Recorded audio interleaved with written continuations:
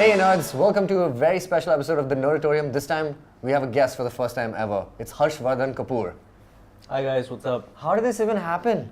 I have no idea. How did this happen? We were literally talking about Bhavesh Joshi one day, and here you are the next. That's awesome. It's weird. I saw the post that you guys made on Instagram. So Instagram works, huh? This hashtagging business, it's a real thing. So is that how you just came up with that? Yeah, because I follow the hashtag. So amazing. That's what happened. Yeah. Okay, so here's how it really happened. We watched the movie and we really enjoyed it. I saw the review that you guys did. Yeah. So the thing is that we, as you know, nerds in India, kind of like have been looking for a movie like this for a long time. It's the one that we didn't really deserve. I think you guys open your movie also with something similar. Like in the first 5 minutes of Bhavesh Joshi, you guys are raging on like Krish and Ravan and all that stuff. Which I thought was brilliant, right? Because it gets it out of the way. It kind of sets it up pretty, quickly. Right. No, I mean that's precisely why I did it, because there wasn't anything like it. Just redefines the whole idea of superhero. It's thematically a lot larger. It's kind of about how there's a superhero within all of us, and it's about the choices we make that define us. And the idea is this guy basically he will always go back and fight for what's right. Man, you're like a legit superhero. This is it's awesome. We don't actually get to meet one every now and then. How excited were you when you started? Dude, this is to be honest, I never thought of the film as a superhero film. You have many choices you can make in terms of like how to play a character.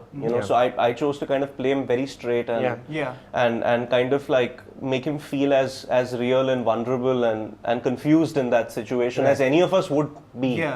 It's also a coming of age film. That's really kind of how I saw the character. As he's somebody that's trying to find himself, as we all are in a way, and then towards the second hour of the film, he goes from being somebody that doesn't know what to do to knowing that all he wants to do is the right thing. Yeah, it's purpose. So he finds his purpose in life, in the situation, and that's kind of how I decided to play it. So I never felt like, I'm going to go and like mess shit up here. No, it makes sense. It feels like a very slice of life kind of story. In the sense that, there's like the apartment scene where you're, trying to get Matre's, confession and stuff like that.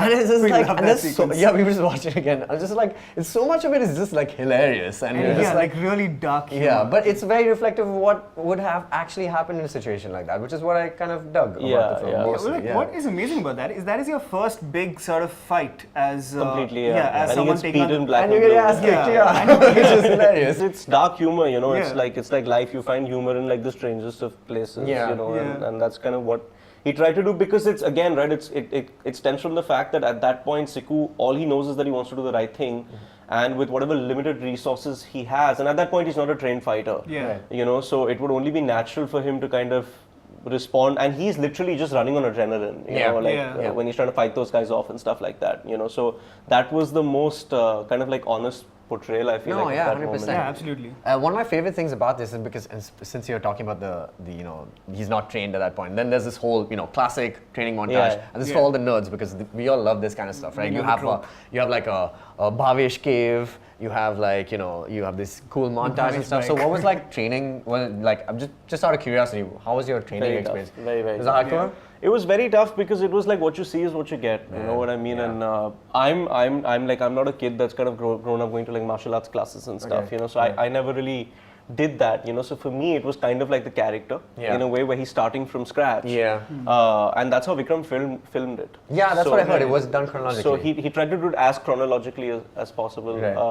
So you kind of get to see the progression, which is kind of cool, because it was cool, we did this over like a split up schedule. So we kind of went back to the Tulip Star a bunch of times. Everything in the movie is really grounded in this like very real geography of Bombay. Like the fact that at one point you go like Bhavesh is the loser of Malad. Which is maybe not even a reference a lot of people outside Bombay will get because they might not know Malad, but it makes it feel way more real. We're talking about how every wall in the movie is kind of like peeling and it was like it just makes it feel like a lived-in real place. Like I've grown up in Bombay 27 years. I don't think I've ever seen the city that way. So we shot in Dharavi slums.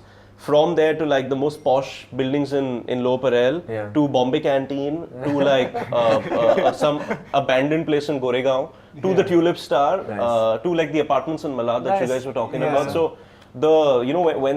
when they decide to put you in real locations, it makes your job as an actor a lot easier. The train sequence, for example, the bike chase, basically.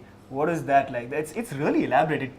It starts off in the dance bar, right? It starts from the dance bar, which is with by the way the best payoff ever. That section where you wait at the red light, we lost our minds. We often quote the Vision, holding Thor's hammer in Ultron as one of the best setup and payoffs, because it starts off as a joke, and then it comes off as a way to trust Vision in Ultron. And in this movie, you have this whole red light thing where he's like, no, don't cross the red light. Then it comes up a second time when you guys like have that fight and you throw the little LED sign outside the window. That's one of my favorite scenes. Yeah, it's really good. And the best payoff ever is that now that you're Bhavesh Joshi and you're taking the mantle of this, this cause and everything, you escape the Chyawanprash scene and you're like outside and on the bike.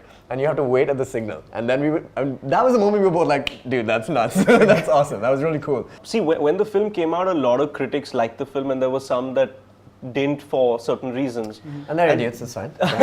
No, but they actually called out the red light scene, and their criticism was like, oh, but how can he stop at the red light with all like Jadhav and Patil and stuff trailing him? I mean, first of all, it's symbolic. Yeah. Secondly, for any superhero vigilante film, there is a slight suspension of disbelief that has to happen. Right. And when I read the script, I thought the coolest thing about the film is that it keeps shifting its tonality from something that feels extremely real to something that wants to make you believe. So I don't know. I mean, I really enjoyed that moment. Dude, it's one of the best payoffs in the film. And then later, obviously, when he's at the station, then it's literally they're right there. You know what I mean? So then he has to do whatever he can to survive. No, of course, so that's kind of, but I mean, that sequence was shot over a period of 6 days, and I mean, I think a lot of people have celebrated it as one of the coolest chase sequences in. It was cool. Yeah, it was nuts. I was just talking to Dinkar and Jishnu today, and we were just highlighting one scene, which is actually one of my favorite pieces of dialogue which happens in the film, which kind of negates a thing that a lot of other superhero films have done, which is that, like if you take like Spider-Man, why they cover themselves and, have an anonymity to them is because they don't want to get their people hurt. Right. And there's this one scene where Rajat finds you at, the Tulip Star.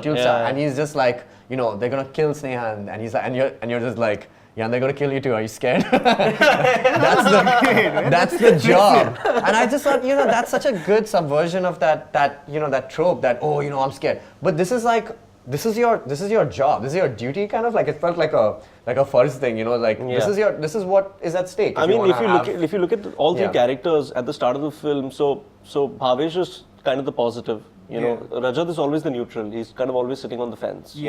Even when we have the fight in the car, when I throw away the LED panel, he's kind of sitting at the back, and he's kind of like he's not he's kind of on the fence. And Siku becomes the negative, like 20 minutes into the film. So it's kind of about how that negative becomes the positive, and then how kind of it's about how I inspire you, you inspire him, and then that's kind of how the circle of life kind of is, If you had to have like a sequel, what would the story be? To be honest, I really have no clue, because I mean, I think we always kind of made the movie with the kind of idea that this is going to be 2 or 3 films. Oh yeah? I mean, you obviously have to go into something always with positivity. Because it's like this is an origin story. You need like that.